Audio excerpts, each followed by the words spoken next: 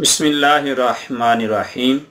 یہ سوال یہ ہے، غسل واجب تھا لیکن تاخیر سے اٹھنے کے بعد وقت کی اتنی گنجائش نہیں کہ غسل کر کے سحری کرے، تو حالت جنابت میں کیا سحری کرنا اور روزہ رکھنا جائز ہے؟ جی، سوال آپ نے سن لیا۔ سوال یہ تھا کہ کوئی آدمی سحری کے ٹائم اٹھا لیکن سحری ختم ہونے میں تھوڑی سی دیر باقی تھی، تو اس پر غسل بھی واجب تھا، تو اب وہ کیا کرے؟ پہلے سحری کر لے یا پہلے غسل کرے؟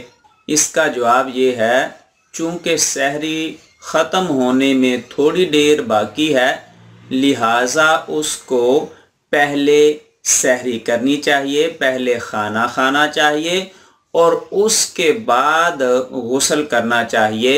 ایسا نہ ہو کہیں کہ وہ غسل کرنا شروع کر دے اور سحری کا ٹائم ختم ہو جائے، ایسے میں اس کا روزہ نہیں ہوگا، اس سے روزہ نہیں رکھا جائے گا، یا وہ پھر روزے کی نیت بغیر کھائے پیے کرے گا، تو ایسے میں روزہ گزارنا مشکل ہو جاتا ہے۔